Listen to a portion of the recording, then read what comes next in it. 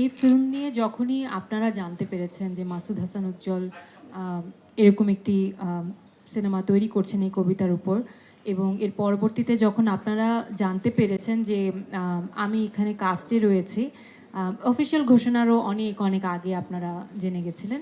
তো তখন আসলে আপনারাই আমাকে সেভাবে লিখছিলেন বা আপনাদের নিউজে আসছিল যে নাম ভূমিকায় অভিনয় করছেন মাসুমা রহমান নাবিলা। তো আমরা দেখছিলাম আপনাদের নিউজগুলো। তো ফাইনালি যখন আমরা অফিসিয়ালি এখন আপনাদের সামনে গত কিছুদিন ধরে আসছি, আপনাদের সঙ্গে কথা বলছি, তখন যখন আপনারা জিজ্ঞেস করছেন যে হ্যাঁ কেমন লাগছে আপনার বনলতা সেন চরিত্রে অভিনয় করতে, তখন আমি আপনাদেরকে উত্তর দিয়েছি যে আমি তো কখনো বলিনি আমি বনলতা সেনের চরিত্রে অভিনয় করেছি, এটা তো আপনারা বলছেন।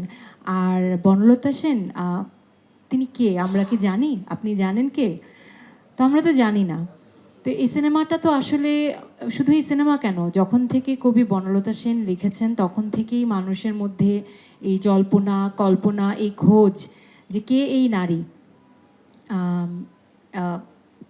অনেক রকম থিওরি, অনেক রকম গল্প রয়েছে। এই নারী কি জীবনানন্দ দাশের নিজের জীবনের কেউ, কিংবা কোনো সফরে গিয়েছেন সেখানে কাউকে দেখেছেন, কিংবা নামটা কি রূপক অর্থে ব্যবহার হয়েছে, এরকম তো নানা গল্প রয়েছে। এরই কিছু কিছু অংশ আমরা আসলে আমাদের সিনেমায় কিছুটা দেখতে পাই। তো আমার চরিত্র কি সেটা বলাটা আসলেই মুশকিল, মানে আমি এমন না যে বলা যাবে না, আমি আমার জন্য আসলেই মুশকিল। কেন মুশকিল সেটা আসলেই আপনারা সিনেমা দেখলে বুঝতে পারবেন। কিন্তু একটা সুন্দর বিশেষ একটা চরিত্র একাধিক চরিত্রও থাকতে পারে। তো